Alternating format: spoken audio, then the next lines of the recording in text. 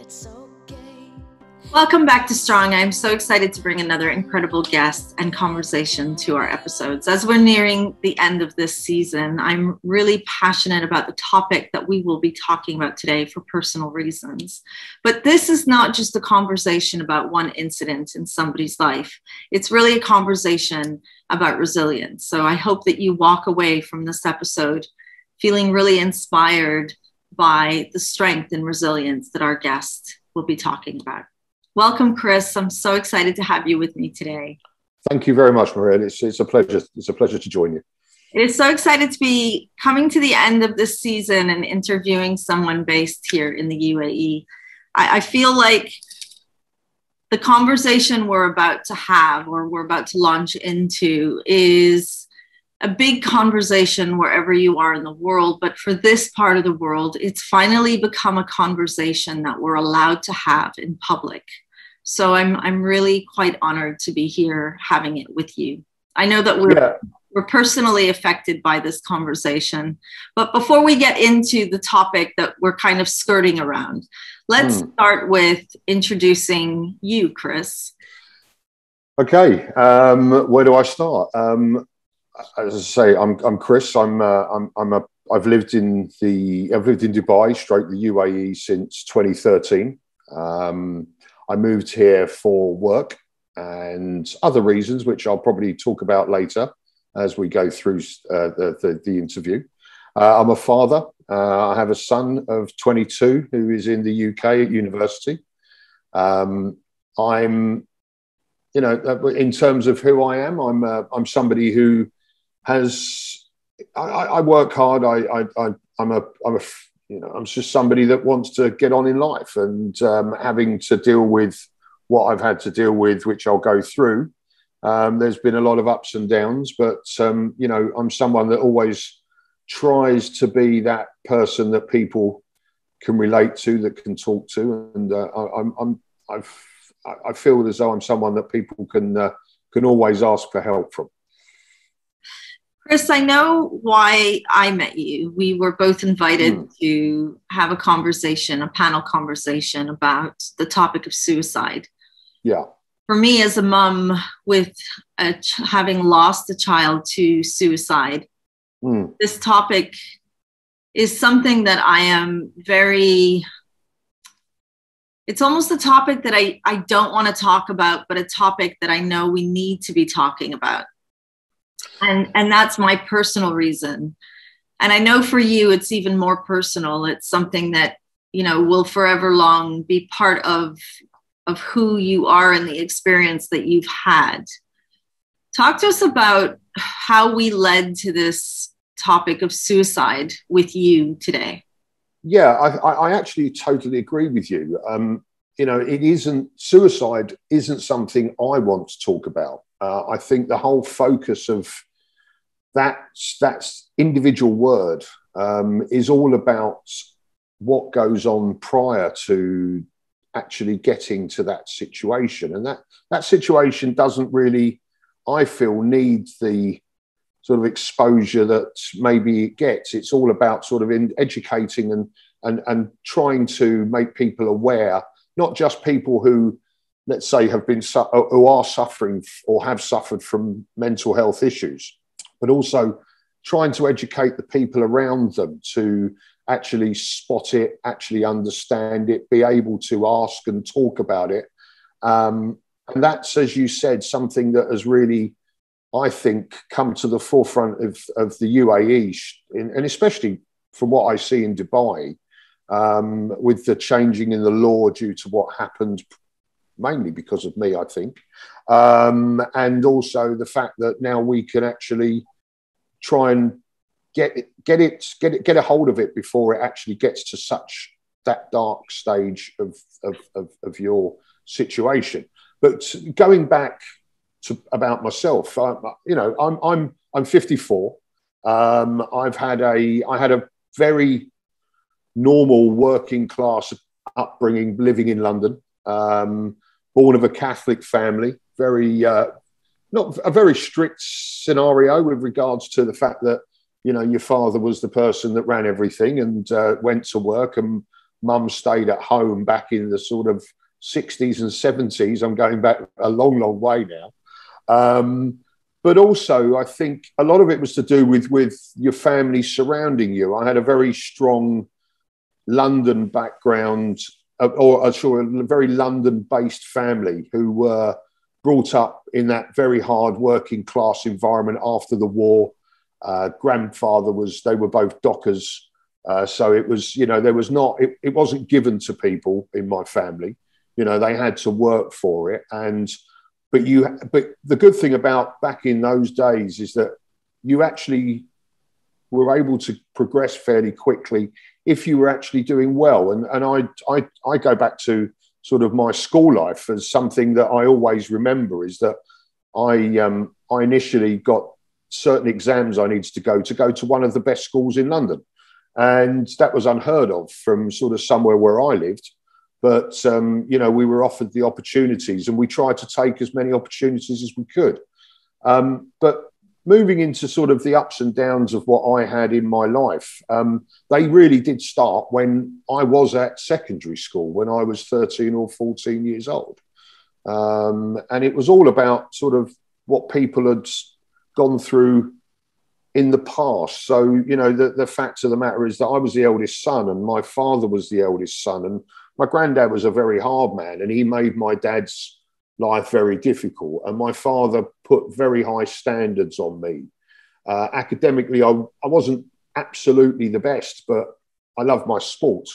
I played sport to a high level and so forth. But I was always told I was never good enough. And those are the times that it actually started from. I can go on and on and on, but I mean, if you want to ask another question about it, it all started from when I was 13 or 14 years old, when I started to doubt myself and thought, why wasn't I good at some, even though I had a very, very strong personality. I'm not scared to say anything to anyone or talk to anyone. I find it very easy to do that. But also there was always that nagging doubt in my mind, what I wasn't achieving.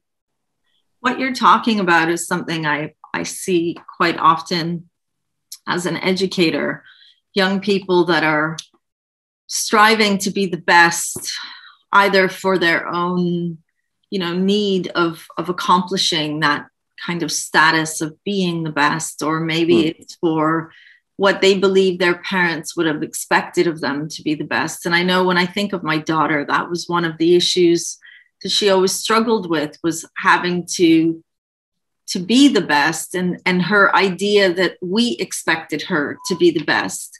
At what point in your youth would you be able to pinpoint a conversation that you had with a parent that told you had to be the best?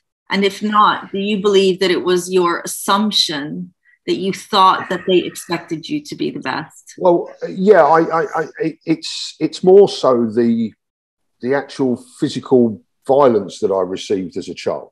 I was, in my teenage years, if I wasn't getting to the level that my father expected me to in exams, for example, I could come third or fourth in my class, get fairly good results. I was always good at mathematics and the numerical side, but I never read a book. And, I didn't like English.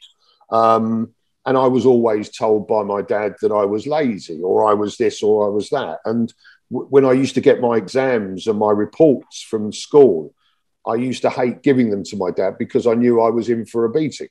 And I mean that quite sincerely. It was, there were certain times when the physical violence was quite severe. And even my mother, who is in her 80s now, was almost sort of standing in the way of my dad. And it wasn't so much my dad wanted to do it, it was what happened to him.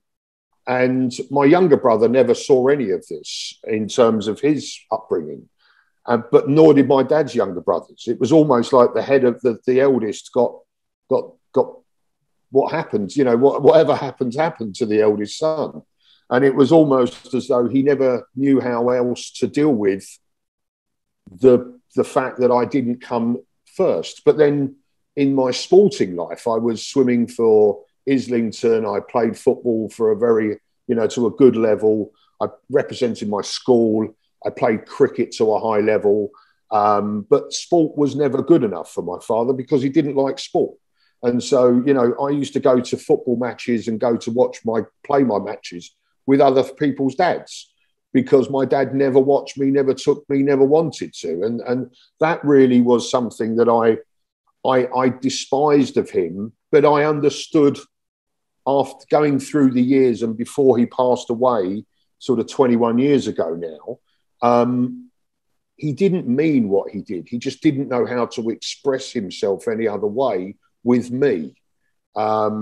He could express himself. He was a very educated man. He was a very, very, very, very smart guy.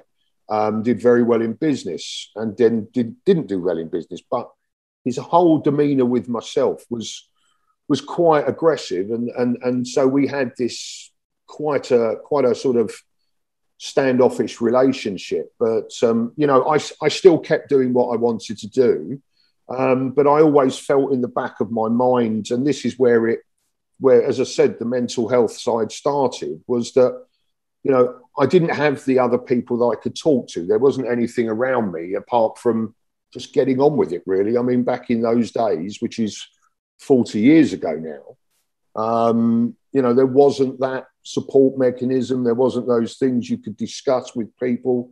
You couldn't go to talk to anyone. It was get on with it. You know, we were where we were, growing up in a working class society, effectively, and a London society which was going through, you know, a lot of things like unemployment, poverty, etc., etc. So you just got on with it, but you couldn't. And when you were sort of feeling doubtful, you didn't really understand why. How did that shape the man you are today? Well, it's right now. I mean, going through my lifetime of after leaving school and things, I found it. I wanted to be somebody who could help people, because when I left school, I didn't stay on. I didn't get exams. I didn't go to university or anything like that. I left school at 17. My headmaster telling my mum and dad that I'd outgrown the school. I got O levels, and I was not that academic guy. And I applied for the police force back in the mid 80s, when there were millions of unemployment, there was riots and everything else going on in the mid 80s. I applied for the Metropolitan Police, and I got to because I wanted to do something that would make a difference. I've always been somebody, whether rightly or wrongly, who's wanted to make a difference, finding an edge when I've tried to run businesses, which I'll talk about. But also, I'm good with people. I'm a good people person. And that's why I think, even though, you know, certain times of my life when working, I was in a bad way mentally, I was a good manager. And people I know that I've worked with will say that I'm somebody that has always looked out to make a difference and help people progress. And, you know, so I've done things like training courses and all these different things all through my life. But yeah, I call it the old bill. That's a London statement of police. But I went for the police force, and I unfortunately got turned down. But I got turned down due to family background and history, because of my family in the East End weren't always, should we say, the most law-abiding people, going back to the 50s and 60s. But then, obviously, I think from then I wanted to do something which was always make my father proud. And my dad worked in media and worked for ad agencies and did a lot. It was a very creative guy, had a lot of imagination. And so I applied. I got into media and publishing in probably, I think it was about 87, 88. And I went through 20 or 30 years working in publishing, worked for some of the biggest publishers in the world, definitely some of the biggest publishers in Britain. And even going through the 90s, which were a good time to a certain extent, where I got married, had Daniel, still having that sort of doubt in my mind about my mental health and about the way I felt. I could be very insular every now and then and very alone. But I would never show it, because there was no one to talk to in those days, really. It was only the Samaritans, and that was if you were really feeling bad. There was nothing else that was given to you, and mental health was taboo. You know, I remember going through school when you'd call somebody mental. It was just a phrase. You know, it wasn't meant in a bad way, but it was what we grew up with. You know, there was nobody knew about it back in those days. When you look in the mirror today, who do you see, Chris? I see my father to a certain extent. I am my father's son. I have been told that by many of his old friends and people. But I think that when I got married and when I became a father, I chose to do the right things and take the good things from people that I'd learned from, peers, parents, etc. I can safely say that I've never used any sort of any discipline on my son, apart from, you know, the fact that verbally he knows right and wrong. He knows manners cost nothing. If I say no, he knows that means no. Even now he's 22 and 6'1" or whatever, and looks down on his father. I'm still his dad, and I think that, you know, I took the good things. I hid a lot of the bad mental side of my life for many, many years. And growing up in the media industry, a lot of it was to do with socializing. So, you know, there was a lot of outside influences, and that includes, you know, drinking, etc. And I did a lot of that to hide a lot of who I was inside. And so what people saw on the outside was almost like I had a cape on, until I got into the four walls. Before I got married, it was very, you know, there was some very dark times, but I didn't really know how to deal with it. And you know, meeting my first wife, Samantha, you know, fell in love the moment I saw her, which was fantastic. Wanted to be a great husband, but I wasn't a great husband. Not in a way that I did anything wrong to her. I just I couldn't cope with being married, and I couldn't deal with pressure and situations because I didn't know how to deal. I would go into my bad way, which was hide from things because I couldn't deal with things. I think I found it more difficult to deal on personal side than I did on a working side. How is that different today? Today, well, let's move forward so many years. You know, I mean, I've had to deal with, I think, moving, the 2000s were very difficult, and I'll very quickly get up to where we are now, is that, you know, that I had to deal with the death of my father, a divorce. I don't remember probably 6 or 7 years of my life from the early 2000s to 2010. And that was down to a number of situations. Was the first time that I actually tried to take my life as well. I did it once before. However, I don't think I understood what I was doing, and I don't think I wanted to do what I was going to do. And it was just drinking and tablets, which I just woke up and got on with life and thought, you're an idiot. A very good time of my life was when I started my business. I felt I was okay in about 2010, and I launched some sports media publishing companies and was very successful. But as I got more successful, I became much more troubled again in terms of, am I going to succeed? How am I going to deal with these things? And I started again in a way of hiding how I was feeling, and then moving to Dubai, which helped a hell of a lot to escape the UK. And, you know, things, and if I can use the term, I was, you know, taking certain drugs. I don't know whether that's allowed to be said, but, you know, I'm going to be honest. It was that hid who I was as well. And it hid the suffering. But I've been, you know, I left in 2013 to Dubai. I've been completely clean since then, but I haven't been well. And so I worked for a publishing companies over here. I got my family were over here. My uncle worked over here for 30 odd years, and my cousins were born here. And I considered Dubai somewhere I really wanted to go, and I knew I could do well.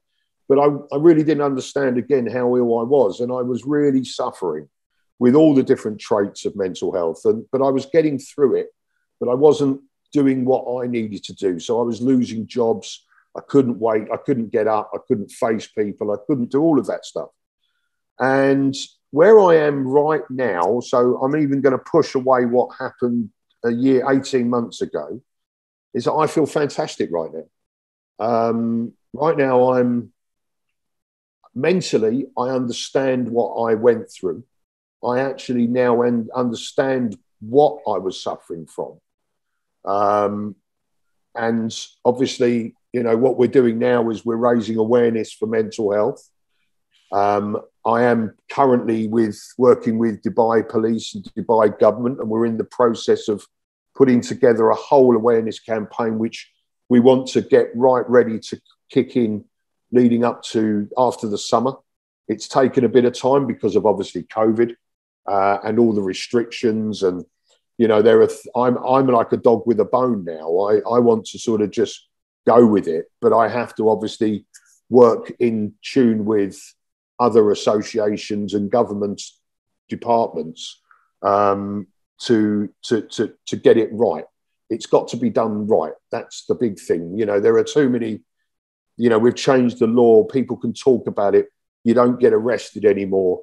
There are so many good things. And I feel really, really, empowered, and I feel happy. I have wobbles, but I know how to deal with those. How do you deal with your wobbles?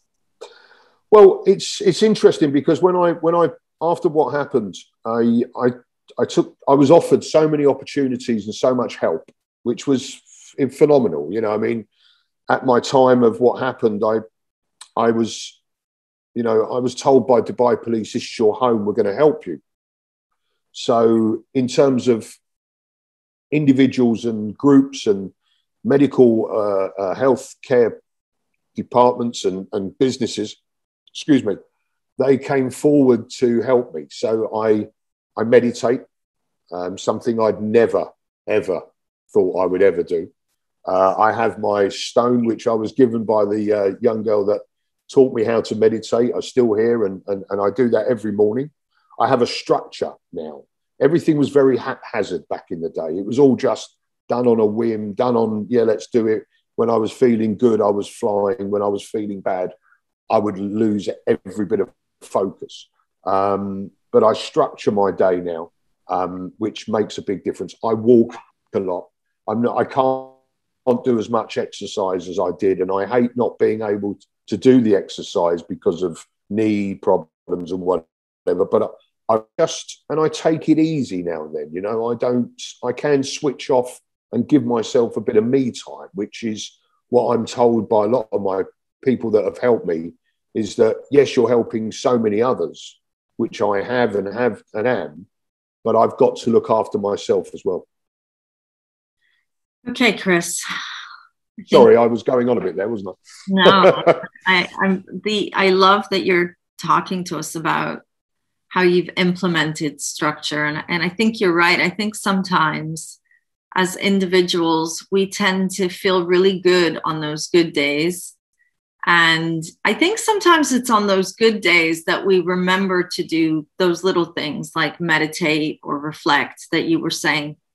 And then on those challenging days, we lose our structure and we almost convince ourselves that we don't have time to do those things. But I think that what you're talking about really sounds like a reactive approach. And I think most people are in that reactive mode of like, when it's going well, I don't need to do anything. When it's not going well, suddenly I need a quick fix. How can I fix it? What can I do? And I think we're living in that quick fix kind of generation, aren't we? Where when it's broken, what's the fastest way to find the remedy for it, as opposed to what would be the most long-term method of ensuring that it doesn't happen again and that we're taking those steps every day, like you said, with that structure. Yeah, I agree with you in a certain way, but I think ever since what happened, and going into hospital, coming out, being given some time to reflect on what I'd done, be able to deal with and have the people around me to give me the support after what happened. And then actually being able to talk about it, which I have absolutely no problem.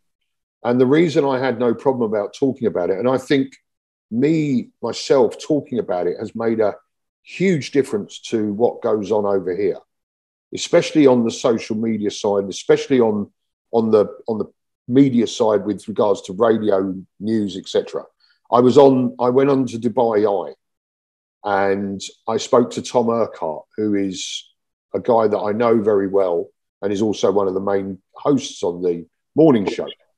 And while I was telling my story, a gentleman was listening, and he was actually contemplating ending his own life.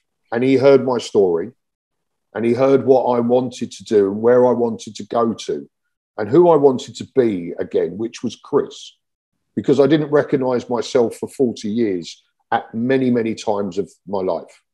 And especially over the past 20 years, it was very difficult.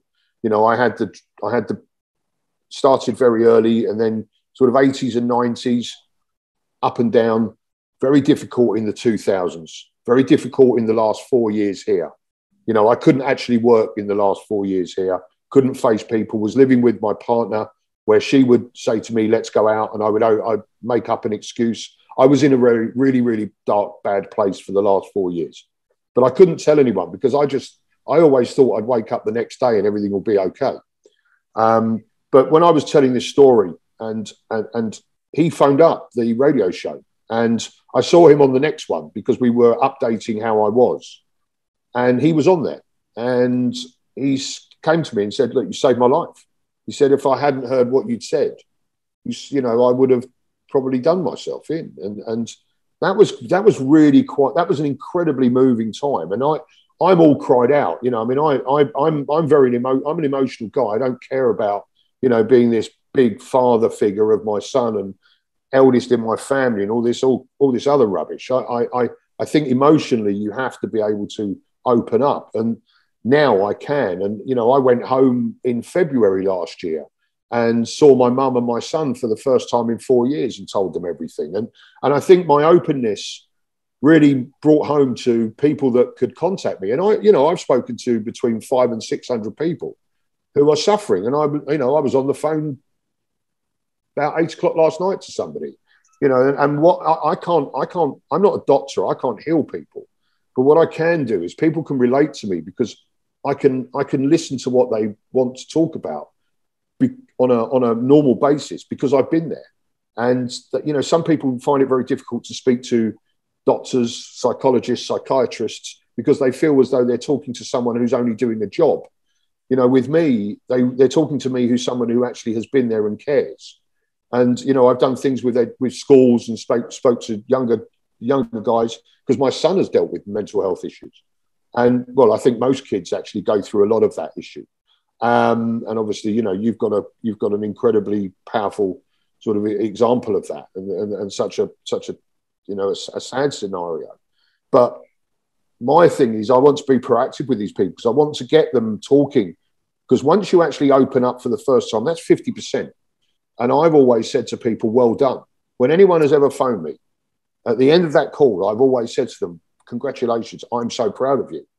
Because I want to make them feel as though they're doing something that's right rather than something that they feel embarrassed to do. And that's where I went through many years of not talking because I was embarrassed. You know, I was a man. I shouldn't have felt like I did, but I did. And, you know, I broke the heart of the woman that I loved over here and my wife over in the UK, my first wife, and hurt a lot of friends and ruined a lot of businesses, and because I couldn't cope. But now I can, and I'm being proactive rather than reactive because I know that I'm actually adding to my structure in my life every day now.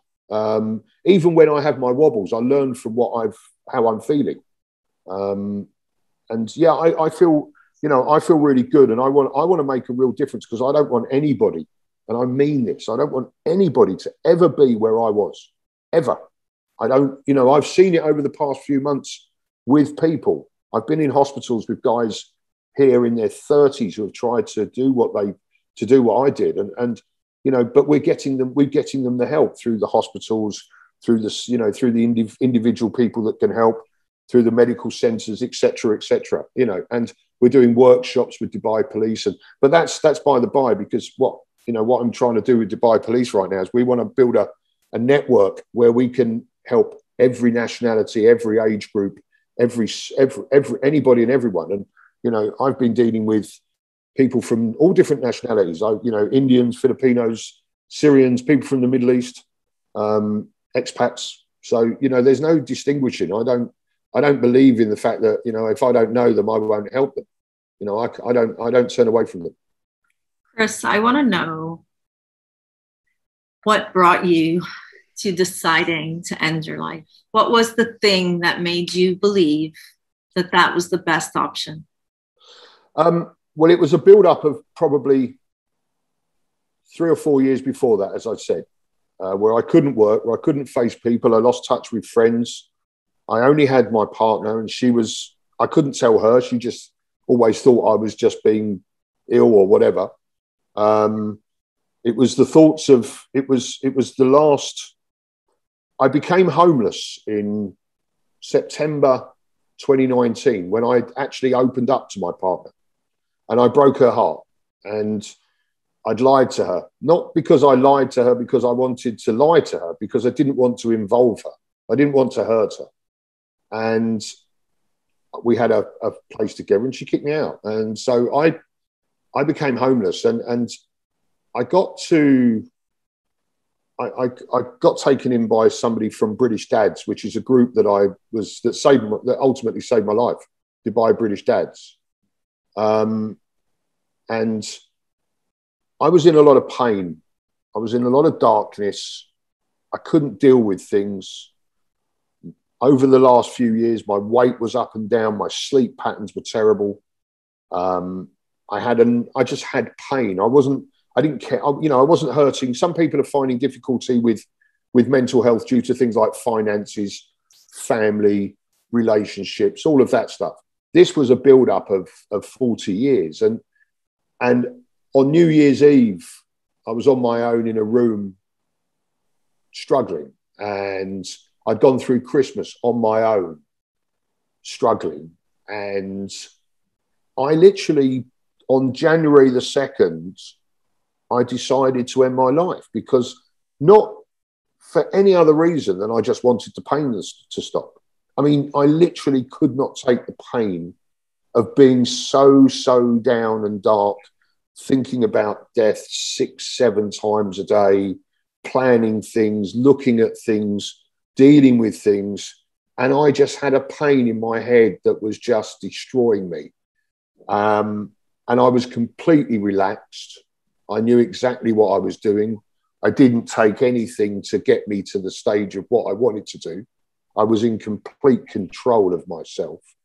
I just wanted the pain to stop. And the only thing that really broke my heart was what I was going to do to family, especially my son, and people around me, and my mother, and obviously very close friends and people I loved. But it wasn't, it was a very selfish situation, because they weren't feeling the pain as far as I was aware. You know, I don't know what people feel outside of the way I feel, unless people tell people. But I was just in pain, and I just wanted it to stop. And I knew exactly what I was doing. I made myself comfortable. I planned everything. I was at complete at ease with my whole situation on that day, and had no qualms about what I did.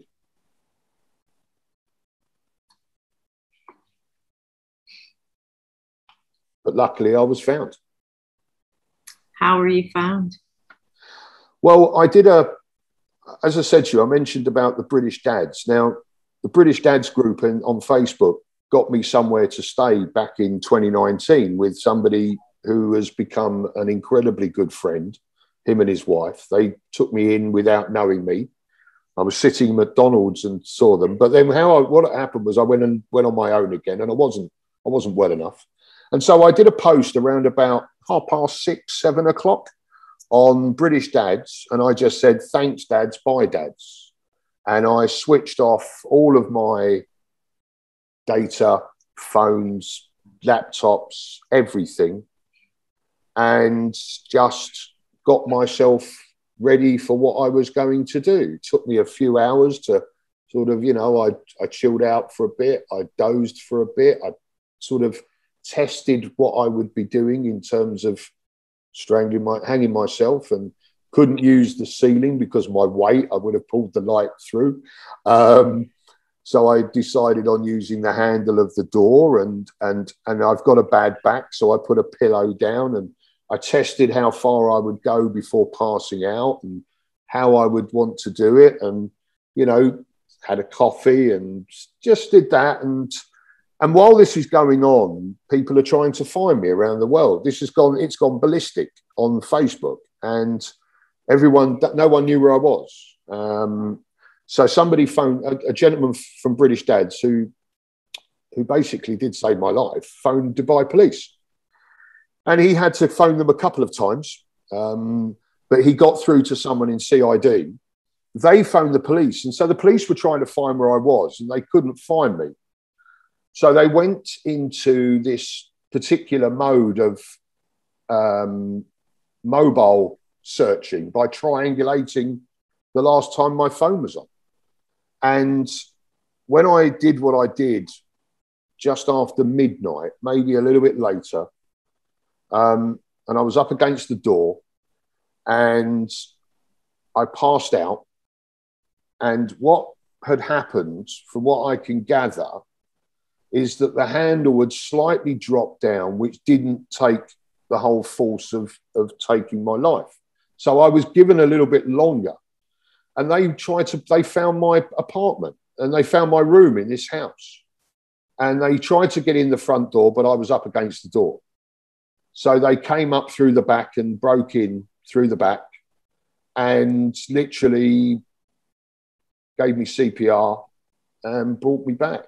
And all I can remember is seeing 6 locals in white in the full dress. And I thought I was seeing angels. And it sounds really weird, but I was sort of, I was in the middle of, I was in the state of alive and dead. And I was sort of and they just said, relax, we've found you, you're safe. And I burst into tears. Because, the one thing is, and I say this absolutely honestly, is no one wants to die. No one wants to die. If you're being completely honest, if you break it all the way down, no one wants to die. It's just situations which drive you to it. And you have to be in a seriously, seriously bad place. You have to be, I can't explain it for anyone else, but all I can say is that no one wants to end their life, because there's too much to go through in life to live for, whether it's good or bad. And I've had some absolutely dire times, or I've had some great times, but I wouldn't swap anything. Well, I can't swap anything because you can't change the past, but I can make a difference in the future. And when they found me and they gave me CPR and they took me to hospital, and they put me into the psychiatric ward at the hospital, and I was the only Westerner in there. And I was with 24-hour police guard. And the next morning, Dubai police turned up with flowers and chocolates and shook my hand and said, "This is your home. We want to help you." And I burst into tears again. And I spent 4 or 5 days in the hospital. And then, then I went to Dubai police, and they found me somewhere to live. And somebody then helped me, a British dad, to get my life not back on track, but to give me a couple of weeks of complete rest. I was very lucky, because I actually wanted to say, I wanted to tell my story. And I wrote out on social media my story and said, this is me being honest. I screwed up. I hurt people. I messed up, but I was ill. And I'm not making excuses for my illness, but I will say sorry for my actions during my illness. and you know, and I want to make amends to a lot of people, and that will take time, and it, you know, but it will happen. And because I can't do that again. And I think what's very positive is I've never thought about doing it again. Would you say that when you put that message out, thanks dads, bye dads, was that a cry for help? Yeah, I think it was oh yeah, definitely. It was a cry for help. It was also a goodbye dads. Because I you know, I was in complete control of doing what I was going to do. You know, I wanted to do what I wanted to do. I wanted that pain to stop. But I also, as I said to you, deep down, you don't want to die, but I couldn't see another way out. But I was praying that something might have happened. And, you know, touch wood, it happened. You know, I was very close. I was probably minutes away from my life ending. You know, when the police told me they had to produce, because I don't remember, all I can remember is sort of jumping up, and I still had the belt around my neck. They'd taken it off the handle, but I still had it around my neck, and I just remember jumping up. So they told me they did CPR on me, and yeah, and sort of not being able to talk because of my throat. And just bursting into tears. But yeah, I you know, everything, you know, we all have a cry for helps. There's that, whether we spot them or not, whether we do them or not, you know, we always want to do that, I think. So what I've noticed is that individuals, particularly, I think parents, are worried about having the conversation. Because if we have it, does it mean that we're making it happen? And I know I've had a lot of criticism about, you know, you keep talking about these issues. You're somebody that they look up to, and by talking about it, you're kind of promoting it. How do you feel about that? I think we have to talk about it. I've dealt with, as I say, I mean, I've had my son suffering from mental health twice. Once when he was a 12-year-old, because of his height, he was small and being bullied.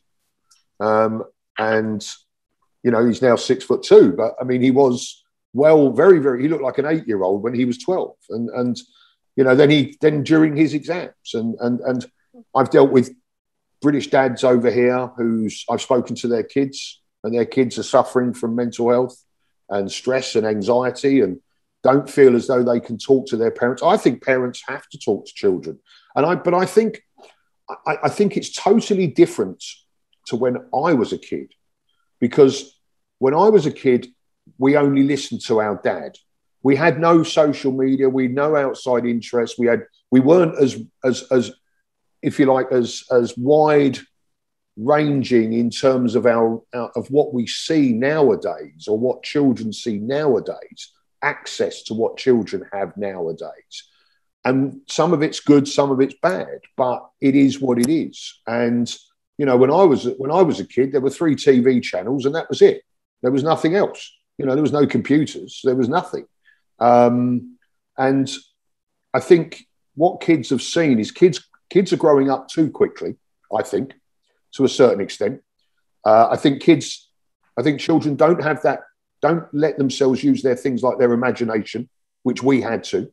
You know, I had to make up games and stuff. It sounds very old-fashioned and very sort of in the 1920s, but it was literally, you know, 40, 50 years ago, we had nothing. But I think parents have become a lot more distracted and separated from the children because of the working environment. When I was a kid, you know, your mum was always there, and your dad came home from work, and you couldn't go up in your room and go on your phone or your computer because you didn't have one. So you had to sit around the TV. You had to talk at the dinner table, all that sort of thing. There wasn't fast meals. There was no takeaways. There was none of this stuff. And we live in a world now where I say to some of the parents, which I speak to, You know, and what I always did with my son was that I would always say to my son, look, you can tell me anything, because anything you tell me, I'm not going to judge it, because I want you to actually be able to talk to me and have a conversation. And I think too many children these days, and even parents these days, don't know how to hold conversations, which is a bad thing, because, you know, I've said to a couple of parents who I've dealt with their children, I've just spoke to their kids for over a, you know, just well at the mall, and one of the British dads, his son is a rugby player. He's got very bad anxiety. And I took him aside and we spent an hour chatting. And I said to him, what's the problem? He said, I don't speak to my mum and dad. He said, they don't know what I do. They don't know anything about me, you know, and I want to tell them so much. And the whole thing was that we should be able to once a week, twice a week, sit down and I think actually COVID has made a bit of a difference, because we've become a lot more accessible and we've become a lot more sort of not standoffish anymore. I think there's a lot more sort of awareness within the family environment, is that we should be able to sit down with our kids and say, what do you want to tell us? Tell us what you want to say. What are we doing wrong? How can we make it better for you? What are you suffering? How are you feeling? And not judging them. And if they say anything they want, use any language they want, because some of them want to express themselves in different ways, and just give them the access to it and listen to them. I think that we don't listen. We talk at our children rather than with our children. And I've always said to my son, you can tell me anything. I'm not going to judge you. I'm not going to tell you off. Just tell me what you want to tell me, because there's always a solution. You know, two heads are better than one to deal with it. Kids dealing with kids, peer pressure, but, you know, all of this stuff that they have, especially in sports, especially over here. You know, I mean, I work quite closely with Apollo Perolini, who's a rugby player, who has a rugby club. And his kids the kids that play in his rugby academy, the pressure their parents put on them is extreme. And these kids they're still only kids. They're still, you know, they've still got a lot of growing up to do. They grow up a bit quicker than what they should do, but that's the world we live in nowadays. But I think talking to your children is so important, and having the opportunity.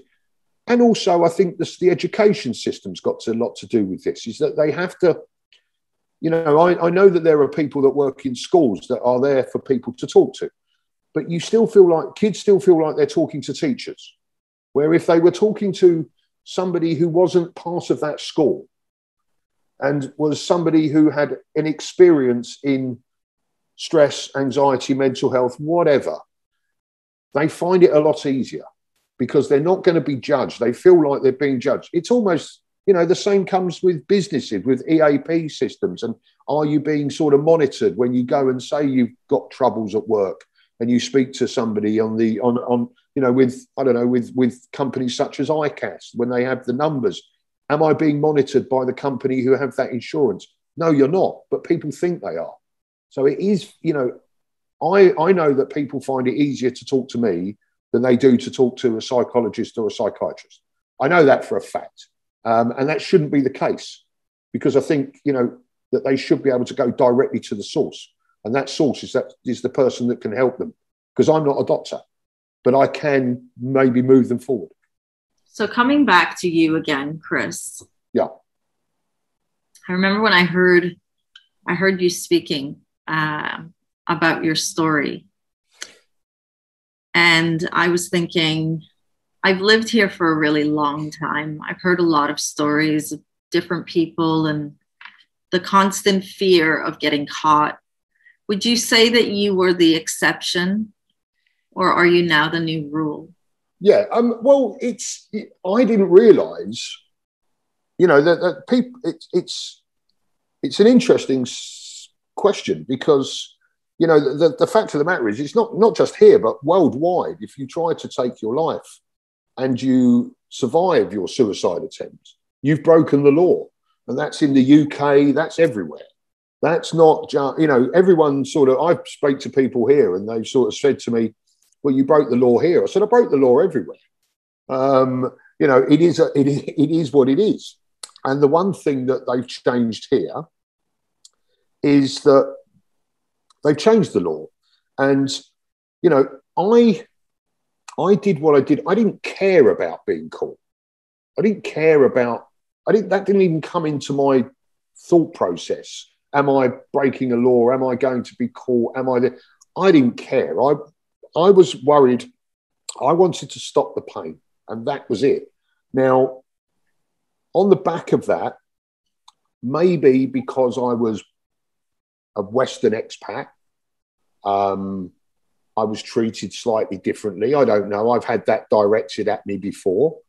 And maybe it was a good thing that someone from a Western culture who had the personality that I have and was very much somebody who once I was saved by Dubai police, that I could talk about it quite openly because I didn't want to suffer from it anymore. Once, you know, there was no I'm doing this again. There was, how am I going to get better from what I've just done? That was my whole process. And yeah, I mean, you know, people do worry. People do suffer in silence because they feel as though they're going to be judged, or there is still stigma. You know, don't get me wrong. It's not just here, but it's everywhere. Do you feel that now that you've become very vocal about your experience, that you're facing judgment from people trying to find a way to make what you had tried to do, you know, it kind of like it happened to you, it won't happen to anybody else because you kind of created that scenario? Yeah, I've basically changed. I've broken the mold. Let's put it that way. I can safely say that. But you know, I've broken the mold in a positive way. The fact that I want to help others. I don't care about, you know, I don't care about me being on the radio or in the papers or doing stuff with the police or being interviewed by that or meeting the commissioner or whatever. I don't care about those things because all those things are doing is driving towards how we can raise awareness for mental health. Because let me be absolutely frank about this. Mental health is the new pandemic. Okay, we've just got over COVID. Mental health is the new pandemic. More children have died of mental health through suicide and other areas in the USA than they had of COVID, while COVID has been going along. And that's what I heard the other day. You know, more men die in the UK of mental health and suicide than any other disease. And it is a disease and it is an illness, and we need to look at it as such. And that's what I want to do. I want to make it I want to make people aware that there are so many people that are suffering, not just here, but worldwide. But I can't control what happens worldwide, but I can make some sort of difference in the region or in Dubai and then move forward from there. And that's what we ultimately want to do. A lot of people said to me, you know, would this whole thing have changed if say you hadn't been found, but somebody from another nationality had been found? Maybe, I don't know. Chris, did you have a conversation with your mom about what you did? Did you talk to her about how you felt? And if you did, what was that conversation like? Well, that was the 22nd of February. I flew home and I spent 6 days in the UK. And lucky enough, Dubai police had originally tried to fly my mum and my son over. This is what I couldn't, you know, the amount of work that Dubai police done to help me was incredible. But in the end, I went to the UK because my mum was nearly 80 and my son was at university. And so I sat and I met my mum, and I hadn't seen her for 4 years because of what I was suffering from. And I hadn't seen my son since he was 17 and he just turned 21. And I met my mum in a pub, which we used to drink in, a pub from our family days. And I embraced her and I broke down and I cried like a baby. And I told her everything. We sat there for 3 or 4 hours. My son joined me and we had lunch and we talked more and we had a few more glasses of wine and we had we just reconnected, and I was open and honest about everything. And I told them every single thing over my lifetime. And I cried like you wouldn't believe all the way through it. My mum never shed one tear. And all my mum said to me at the end was, "I'm proud of you." And that was the most incredible thing that my mum has ever said to me, because I was absolutely honest. And I did the same with friends while I was in the UK, my best mates. Chris, I have to be really, really honest right now. I'm listening to you retell the story, and it almost sounds like a fairy tale. I'm trying to understand how we got here to this point today. And I'm trying to understand how a man who was convinced that would be it, that was the only way out, is now, talking about the power of life and saying those thoughts don't come back anymore. And I know anyone watching this that is either feeling this way or thinking about it, or maybe the parent of a young teenager and they're worried about it. I think what I want to know is, what do you have now? And I don't mean in material terms, I mean in emotional terms. What do you have now that convinces you that would never happen again, or trying to do that will never happen again? Well, in material things, I still have nothing. I'm still getting myself back to in working and things like that. But in terms of my emotional position, because I made a conscious effort, because I suffered from it for so long, and I hurt so many people, and I really did hurt some people, some very, very good friends, as I said, ex-wife, parents, son, whoever. I made a point, and I was told by someone I spoke to that I can't look back. I have to look forward. Don't get me wrong, we all look back. And that's not, it's the most difficult thing in the world, is not to look back at things. But we have to look forward. I have to be very selfish if I'm going to be better. But I have to be very open. And you say it sounds like a fairy tale. Maybe, it is an incredible story, and it's a weird story because, I was very lucky, and I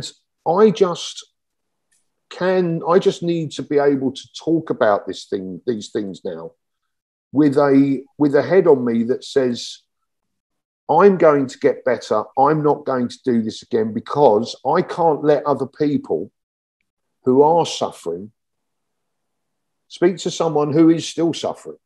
I want to give off such positive and positive and helpful vibes and communication to people that are in that place, are in that dark place, need the help, need to talk.